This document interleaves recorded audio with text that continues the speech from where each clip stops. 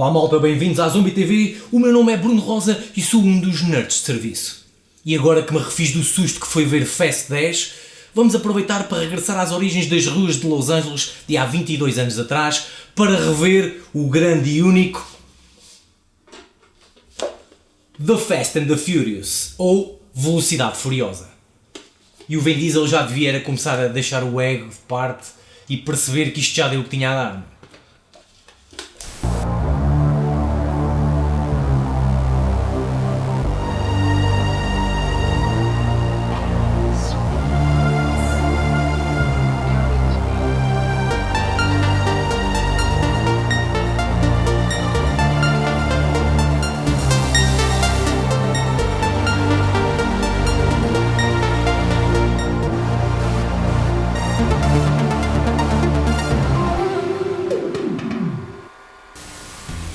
The Fast and the Furious estreou no verão de 2001, atingiu o primeiro lugar dos tops e iria somar mais de 200 milhões por esse mundo fora, contando a história de Brian O'Connor, um polícia que se infiltra no submundo das corridas ilegais de Los Angeles para poder chegar a Dominic Toretto e ao seu grupo, suspeitos de executarem roubos a alta velocidade em caminhões cheios de leitores de DVDs.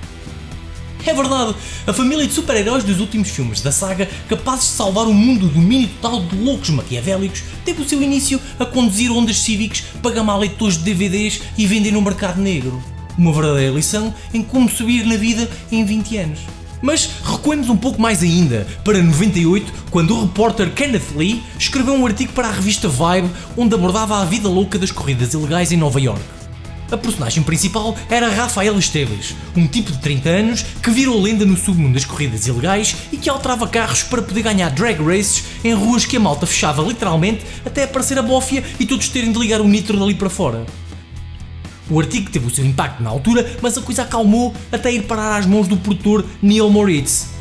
Pouco tempo depois, munido de um guião e da promessa de ter Robert Cohen como realizador e Paul Walker como um dos protagonistas, Moritz entra pela Universal dentro, de forma a convencer o estúdio que aqui estava o próximo Point Break, mas no submundo ilegal do street racing.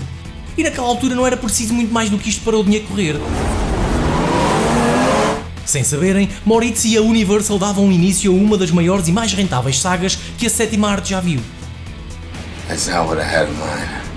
O primeiro passo foi rever o guião original e, felizmente, trocar uma fria Nova York por uma solarenga e mais diversificada Los Angeles, deixando assim a trama ganhar a dimensão e frescura necessárias para agarrar o espectador. O passo seguinte era arranjar um segundo protagonista e Timothy Olyphant era a escolha certa. E aqui reside um dos mais importantes, se não o mais importante acaso, para aquilo que se conhece hoje acerca desta saga. Olyphant recusou o papel, muito porque tinha participado um ano antes no remake de Gone in 60 Seconds, e eis que entra em cena Vin Diesel. Na altura, ninguém poderia adivinhar que Diesel iria ser a peça primordial para o franchising, mas lá chegaremos. Outro fator importante aconteceria ainda nesta fase de reescrição do guião. Tanto Diesel como Michelle Rodriguez apresentaram mudanças mais reais para a construção das suas personagens, ao ponto de Rodriguez ameaçar abandonar o projeto se não fosse ouvida. Prevendo que o estúdio a ia descartar, Walker e Diesel entraram em sua defesa e colocaram a carta em cima da mesa. Se ela sai, nós também. E é aqui que começa uma das mais importantes ligações, usada em tom jocoso nos dias de hoje devido ao abuso com que é mencionada, mas que permeou dos atores para as personagens de uma forma bastante natural e, para mim, um dos pontos extremamente positivos da saga. It's family. Michelle queria que a sua personagem não fosse uma simples bimba que se entrega ao protagonista, mas que tivesse o seu poder de escolha sobre as suas ações e mais tempo para evoluir, algo que acabou também por se estender a outros personagens. Femininas, masculinas, japonês, branco, preto, latino, fossem quem fossem, era importante que todos eles tivessem o seu próprio foco. Não foi perfeito, pois não se conseguiram afastar totalmente de clichês e estereótipos, mas a diversidade étnica foi um dos pontos fortes do filme, tendo em conta que isto acontecia no longínquo ano de 2001. Tudo parecia estar bem e eis que as rodagens de Redline começaram. Espera, Redline? Sim, era este o título original do filme, depois de se ter pensado em Racer X, Race Wars, Street Wars, todos eles títulos super cool. Felizmente Moritz viu um documentário em que constava um filme sobre corridas de 1954 com o nome The Fast and the Furious e a partir deste momento ele percebeu que seria impossível ignorar este acaso e não descansou até os direitos do título terem sido adquiridos. Let's go for a little ride. Com um casting jovem e cheio de força, a rodagem correu sobre rodas, literalmente. Era frequente os atores observarem corridas ilegais para se inspirarem e seguiam todos juntos para festas por essa vibrante LA dos inícios de 2000. Por esse motivo, a camaradagem partilhada por todos é bem observada no filme e na vida real, muitos deles ficariam amigos próximos daí para a frente. There's always room for family. Ainda que o filme tenha a sua dose potente de one-liners e clichês, a trama seja simples e sem grandes alternâncias, a verdade é que o espectador se diverte sem ter de pensar muito. Mesmo assim, existe espaço para o drama acontecer. É a típica história de um polícia infiltrado que começa a duvidar de que lado da lei faz mais sentido estar, mas no mundo das corridas ilegais de rua, numa quente e vibrante Los Angeles, algo que não tinha sido ainda explorado. Juntando a isso, o caráter de Vin Diesel ao interpretar um Toretto no seu melhor, conseguindo reunir à sua volta um grupo coeso e credível de amigos e familiares que tentam fazer pela vida da melhor forma que sabem. Comparando com os restantes filmes da saga, percebemos que é logo neste primeiro filme que Toretto está no auge, também porque Diesel estava em ascensão. Aqui, Toretto é o místico líder de um grupo de rebeldes que assusta e ao mesmo tempo seduz com o seu caráter tanto Brian quanto o espectador. Tanto assim é que na última cena a perseguição final acaba numa corrida que consequentemente acaba com Brian a deixar Toretto escapar, pois ninguém quer realmente ver Toretto perder. Ele personifica a força de vontade de alguém que quer vencer sempre a todo o custo e, estranhamente, a importância de manter um grupo coeso de amigos e família para se atingir a felicidade. You don't turn your back on family. Algo que qualquer tuga que se preze sabe apreciar, a cena do churrasco recria em imagens exatamente isso, e talvez por isso tem sido tão recorrente nos restantes filmes. É assim um tanto ou quanto triste observar Toretto a perder o seu caráter ao longo da saga, ao ponto de ele se resumir a uns murmúrios e olhares de mauzão. Family. Outro ponto positivo de The Fast and the Furious é a forma como ele captura a cultura underground das corridas na altura. O filme imerge o espectador no mundo de corridas de rua, alteração de carros e competições intensas. A atenção ao detalhe na construção dos veículos e a paixão das personagens pelos seus automóveis são elementos que conectam os fãs de carros e acrescentam uma camada de autenticidade à trama. Uma das qualidades notáveis do filme é a sua habilidade em criar uma atmosfera de pura adrenalina. Desde as primeiras cenas de roubo até aos momentos de ação eletrizante, o filme consegue envolver o espectador num frenesi emocionante. A direção de arte e a cinematografia capturam de maneira brilhante a energia e a velocidade, proporcionando uma experiência cinematográfica empolgante. Uma das primeiras corridas é-nos oferecida com uma mistura de ação on-camera e CGI que nos oferece uma perspectiva nunca antes vista quando a câmara passa para dentro do motor e mostra como funciona a injeção do nitro.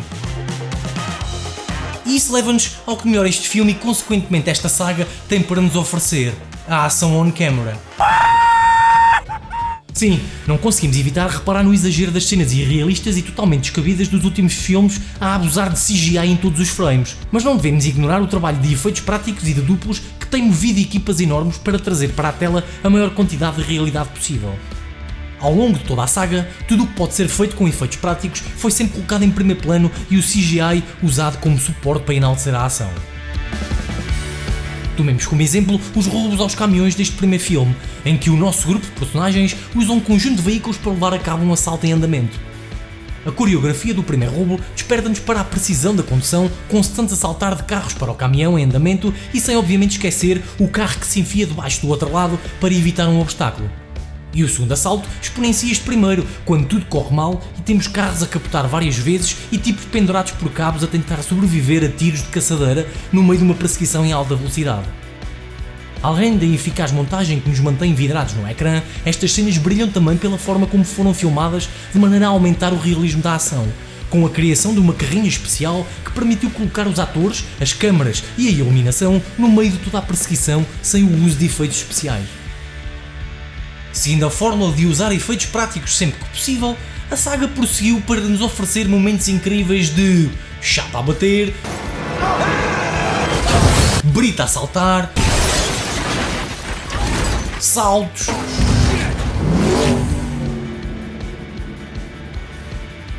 explosões, isto.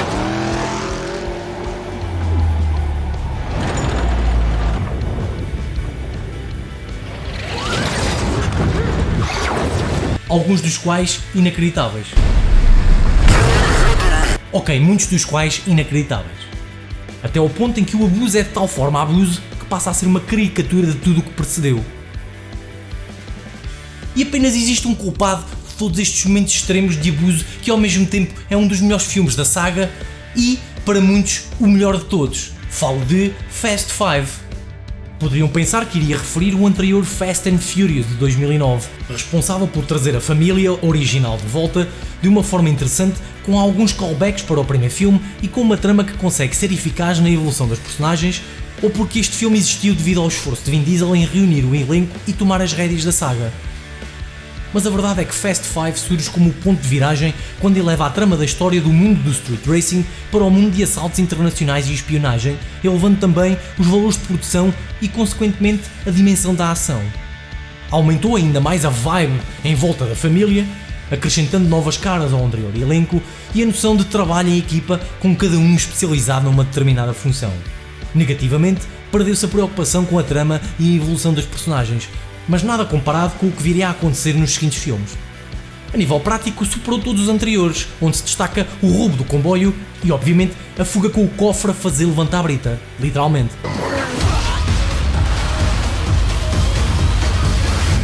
É óbvio que a partir daqui, o que viesse a seguir teria obrigatoriamente de superar o anterior, o que tem originado uma exponenciação da ação sem controle. Exemplo disso é este último filme, Fast X ou Fast 10, em que a cada momento existe uma nova perseguição de carros ou um confronto explosivo sem pausas para o desenvolvimento da história ou para a construção de tensão, com o foco exagerado na ação a prejudicar o ritmo do filme. Com tantos momentos de intensidade máxima, a sensação de cansaço começa a surgir. A falta de variação de ritmo faz com que o filme perca a oportunidade de criar momentos para respirar e de construir tensão de forma mais eficaz. A ação frenética constante acaba por se tornar monótona e desgastante, além da trama parecer uma manta de retalhos muito mal cozida. Embora as sequências de ação continuem tecnicamente impressionantes, falta um senso de realismo. As cenas são já tão exageradas e mirabolantes que se tornam quase impossíveis de serem levadas minimamente a sério. Isso diminuiu a imersão no universo do filme e afasta qualquer possibilidade de conexão emocional com a história ou com os personagens.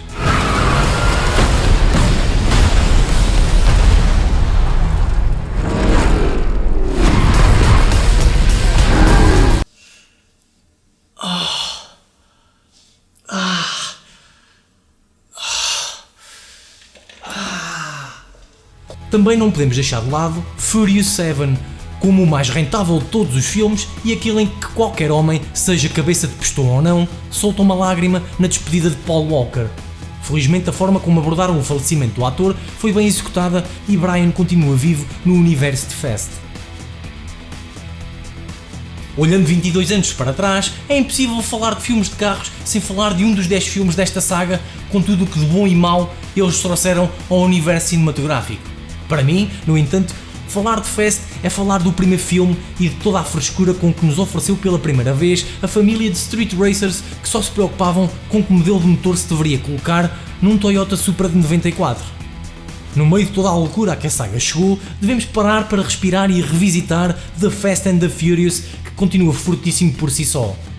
Curiosamente, quando Vin Diesel foi convidado para o segundo filme, ele recusou dizendo que não se deveriam fazer sequelas e que este deveria se destacar como um clássico.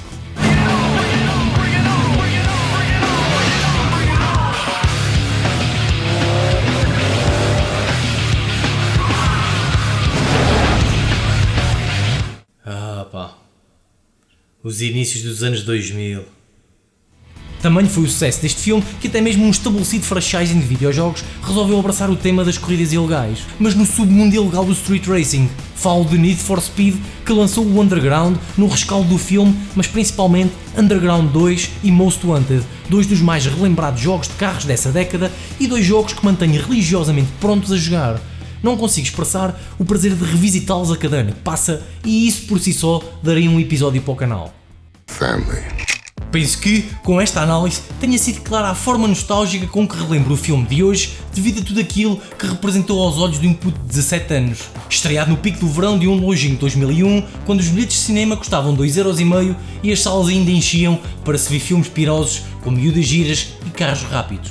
Continuem a apoiar-nos com os vossos likes e passem a palavra aos vossos amigos que ainda não nos conhecem. Já sabem, partilhem o filme 2, partilhem cinema e continuem a ir à vossa prateleira a descobrir os filmes que têm lá perdidos. Bons filmes, bons jogos, boas leituras e até à próxima. Yes.